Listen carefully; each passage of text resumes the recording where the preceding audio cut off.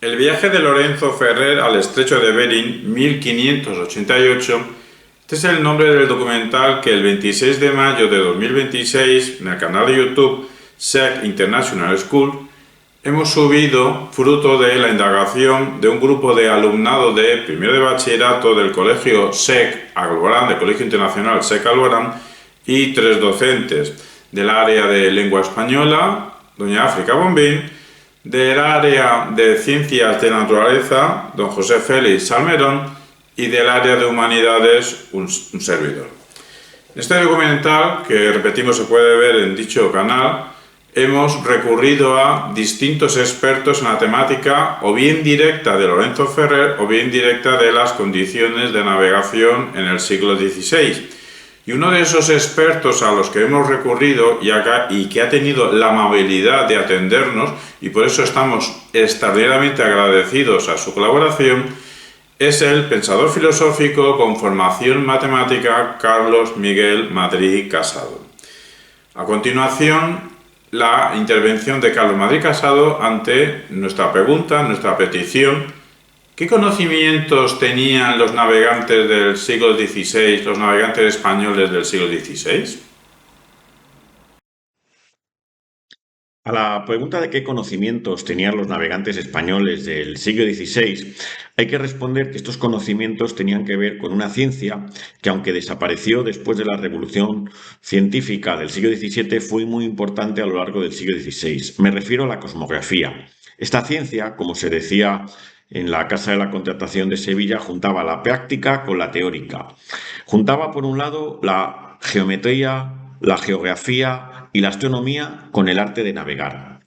Esto se ve muy bien en el título de la obra póstuma de Lorenzo Ferrer, que resume todos estos campos que tocaba la ciencia cosmográfica. Ese título de la obra póstuma de Lorenzo Ferrer Maldonado era Imagen del mundo sobre la esfera, cosmografía y geografía teórica de planetas y arte de navegar. La cosmografía se enseñaba en cátedras, como las de la Casa de la Contratación de Sevilla, por la que habían de pasar los pilotos que querían hacer la carrera de las Indias. Pero también se enseñaba en libros, como los famosos regimientos de navegación. Libros, algunos de los cuales, como los de Pedro de Medina o Martín Cortés, que fueron auténticos bestsellers en la Europa de la época. ¿Por qué era importante la cosmografía y qué conocimientos tenía? Pues en primer lugar avanzaba algo que luego seguiría en la revolución científica, y es la matematización del mundo. El mundo se empieza a concebir bajo el prisma de una cuadrícula matemática. Esa cuadrícula matemática era una cuadrícula de meridianos y paralelos. En esa cuadrícula es donde se va a dibujar precisamente el mapa mundi, que es uno de los grandes conocimientos de los cosmógrafos y de los navegantes españoles, que ya tenían una visión bastante acertada de lo que era el mundo, la Tierra en su totalidad. Y sobre todo no solo de la imagen de saber qué tierras, qué lugares había en cada punto del mundo, sino sobre todo la idea de que el mundo era una esfera, era la teoría de la esfera que venía rodando desde los antiguos griegos y que queda demostrada ya no de una manera teórica, sino de una manera empírica, físicamente, con la circunnavegación de Magallanes y del Cano. El mundo no era plano, o el mundo no eran dos esferas, una esfera de tierra montada sobre una esfera de agua, como se creía en la Edad Media, sino que el mundo era una única esfera en la cual había tierras y océanos, ¿no? Y en las cuales había una cuarta parte que no era conocida por los antiguos griegos ni romanos. Me refiero a las Indias, a América. Todos estos conocimientos que acabo de mencionar, conocimientos relacionados con contenidos positivos como la forma del mundo, pero también con la idea de cómo es el mundo ya en su totalidad, el mapa mundi, y con la idea de que todos los océanos están conectados unos con otros y que hay un nuevo continente, pero también desde el punto de vista formal o metodológico, con que ese mundo se puede matematizar, como hacía la cosmografía, indicándonos cuál era la latitud y la longitud de cada lugar en el mundo, quedan canonizados en los mapas que van a ir produciendo los cosmógrafos y cuyo principal ejemplo es, por ejemplo, el Padrón Real custodiado en la Casa de la Contratación de Sevilla, que incluso reunió los conocimientos que llegaron después del viaje del Cano, ¿no? De esa primera globalización. Muchas gracias, Carlos, por tu intervención. En el documental podéis ver la exactamente el fragmento de Carlos Madrid Casado del minuto 10:48 al minuto 14:13. Evidentemente, Carlos Madrid Casado ha hablado en torno de 3 minutos porque es el tiempo que le pedimos y al que se ciñó exactamente. Pero Carlos Madrid Casado habría podido hablar horas respondiendo esta pregunta y por eso recurrimos a él, porque sabíamos que era un experto. En base a los al menos siguientes vídeos que nosotros hemos visionado, posiblemente haya hecho más conferencias, y paso a nombrar, para el que quiera saber más, para que quiera aprender más de la sabiduría de Carlos Madrid Casado, al menos sobre esta cuestión. Evidentemente también, si queréis saber sobre filosofía de la física, filosofía de las matemáticas, la ciencia en general, la cosmología, pues también haríais bien en comprar sus libros, estudiar la obra filosófico-científica o filosofía de la ciencia, más bien, desde las coordenadas del matrimonio filosófico de Carlos Madrid Casado. Paso a nombrar buenas charlas sobre el tema en cuestión. Carlos Madrid Casado, Ciencia y Técnica en el Imperio Español, 1500-1800, en el canal Nódulo TV. Una conferencia de 4 de marzo de 2012, subida el 11 de abril de 2012. Una duración de 1 hora y media. Otra conferencia muy interesante. España en la Revolución Científica, Carlos Madrid Casado. Canal FG Bueno TV, el canal de la Fundación de Gustavo Bueno. Impartida y subida el 11 de marzo de 2019. Una duración 2 horas 48 minutos. Otra conferencia, La leyenda negra en la ciencia española, siglos XV y al XVIII, con Carlos Madrid Casado.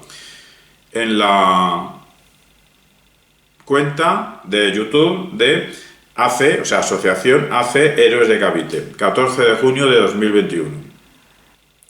Otra conferencia suya interesante, La polémica de la ciencia española, don Carlos Madrid, en el canal Complutense Comunera, 3 de septiembre de 2019. Otra conferencia, Historia de la ciencia española, Carlos Madrid Casado, en Nódulo TV, 23 de febrero de 2022. Otra conferencia, La leyenda negra de la ciencia española, con Carlos Madrid, en los jueves hispanófilos, en la Asociación de Héroes de Cavite, 26 de diciembre de 2023. Y también La ciencia en la Nueva España, por Carlos Madrid Casado, Hijos biónicos, 7 de septiembre de 2016.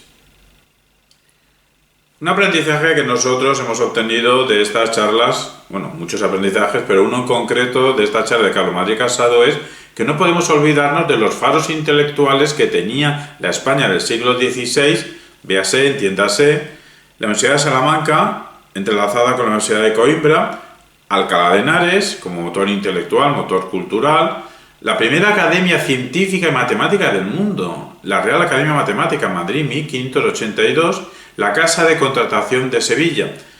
A estos faros intelectuales en la península celtibérica podíamos sumar también los avances técnico-científicos emergidos pues en la América española o en la España americana.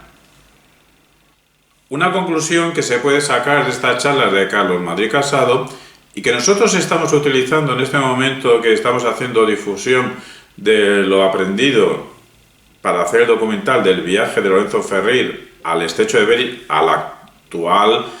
a esta denominación. O sea, a la larga habrá que solicitar el cambio de nombre de, en vez de estrecho de Bering, estrecho de Ferrer, ¿no? Pues una conclusión que sacamos es que la España del siglo XVI era la potencia técnico-científica del mundo. Y esto lo podemos entrelazar con que es falso que la llamada Revolución Científica Europea, Centroeuropea del 17 emergió de la nada, empezó de cero. No. Pudo ser gracias al antecedente de, si no revolución, a menos avances técnico-científicos en la España del siglo XVI. Y todo esto también lo podemos entrelazar con que eso de que la Ilustración Europea empezó en la Europa, en la Inglaterra del siglo final del XVII y en la Francia, Alemania del siglo XVIII, eso es falso.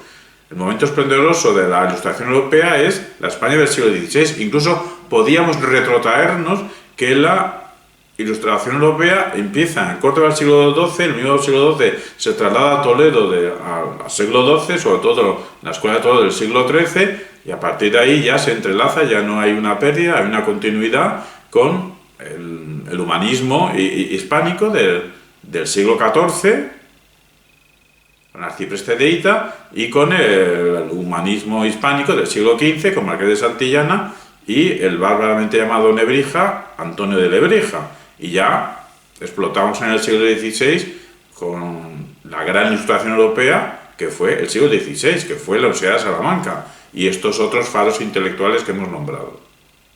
Gracias al aprendizaje de Carlos Madrid Casado, al que repetimos, hacemos público nuestro agradecimiento por tu colaboración en este documental, modesto pero ambicioso en cuanto a objetivos.